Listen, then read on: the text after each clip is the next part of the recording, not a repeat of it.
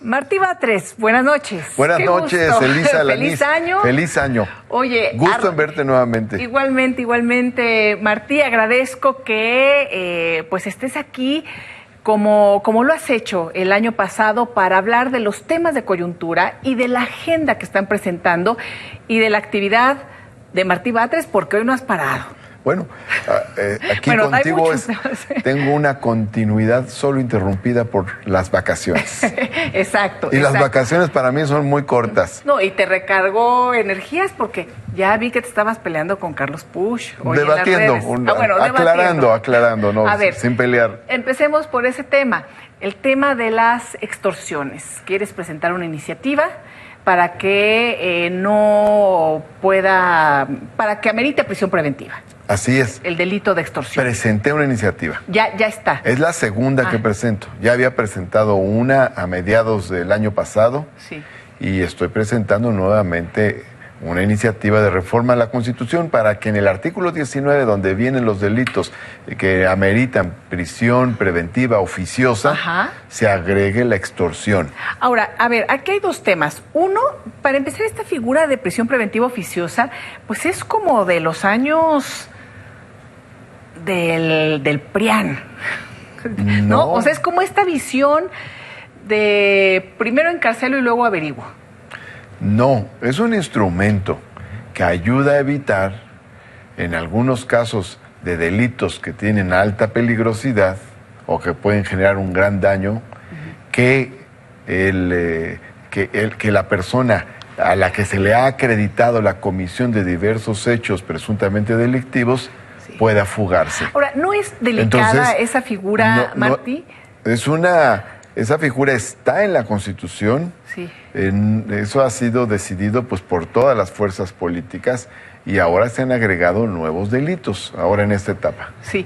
Ahora, en un sistema de impartición de justicia es muy bueno, pero en otro, como el mexicano, donde la impartición de justicia durante décadas también ha sido un instrumento político para golpear, para perseguir, para sembrar pruebas, pues es muy peligroso porque uno puede decir, me está extorsionando, va a la cárcel y luego averiguo. Vemos que hay personas que llevan décadas sin sentencia, ni a favor ni en contra. Sí. ¿No es peligroso, Martín? Pero también hay que ver del otro lado. Lo que dices es cierto, pero también hay que ver que hay personas que llevan décadas sin sentencia, pero afuera. Sí, bueno, sin ser presa de la impunidad. Sí, claro. Eso sin pero duda. Esa es la mayor parte, porque déjame decirte, Elisa, que de 33 millones de delitos cometidos al año, 33.700.000 delitos, no llegan a sentencia condenatoria ni el 2%. No, eso es una tragedia. Existe algo que se llama la puerta giratoria. Y aquí, el hecho de que no existe este mecanismo de prisión preventiva oficiosa constituye una parte de esa puerta giratoria. El delincuente es detenido, ubicado, pero inmediatamente liberado. ¿Por qué? Porque la ley no obliga al juez a determinar la prisión preventiva oficiosa. Entonces la persona sale y se fuga. O sale y no se fuga, pero sigue realizando actividades delictivas. Bueno, pero y ahí viene la segunda parte de la crítica, que fue el debate que tuviste el día de hoy. Hay que ver la opinión también desde la óptica de las víctimas. Sí, pero en ese sentido, parte de la crítica del debate de hoy, la segunda parte es, pues ya están en la cárcel.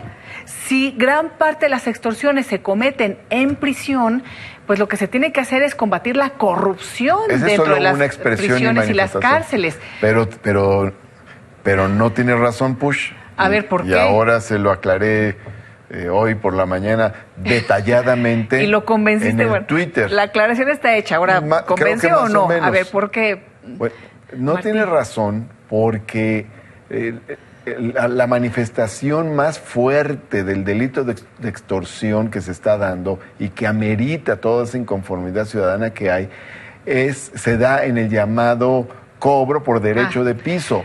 Y eso no ocurre desde la cárcel, eso ocurre materialmente, físicamente, con el extorsionador frente a frente de quien tiene un establecimiento mercantil, de quien tiene una empresa, de quien tiene una granja, de quien tiene esta tragedia de todos los empresarios, de toda la gente que van pasando y me pagas y me das tu cuota o aquí va a pasar algo horrible. Y ese no habla telefónicamente,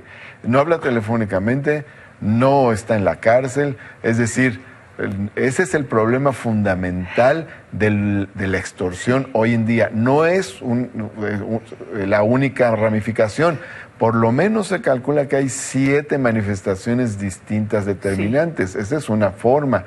La autoridad que extorsiona a cambio de dar un bien o evitar un perjuicio en contra de otra persona, esa es otra manifestación.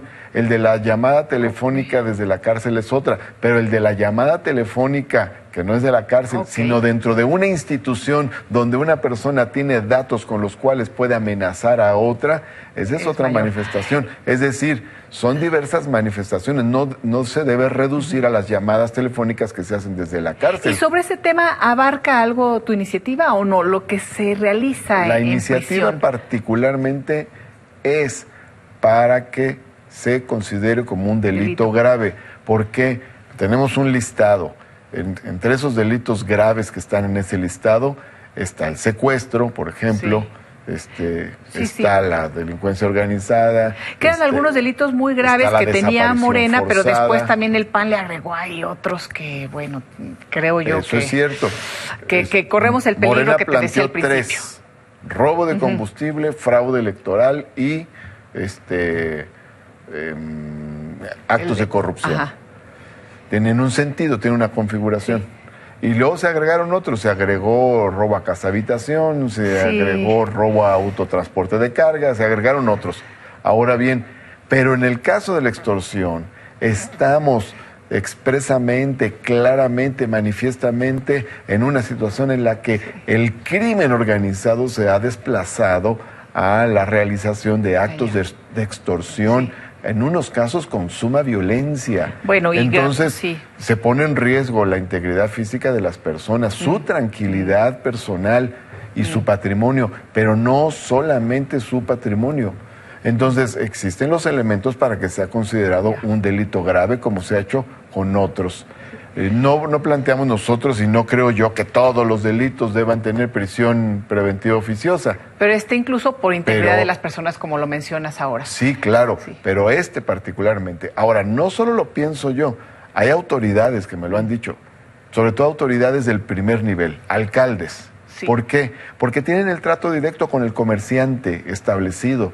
Y entonces, cuando llegan a verificar un comercio, el comerciante les dice, oigan, pero tengo este problema. Sí, tengo y van pasando de que cada mes o cada viene no a sé cobrar cuánto. Derecho de piso, etcétera, etcétera. Entonces las autoridades nos dicen, está este problema de la extorsión.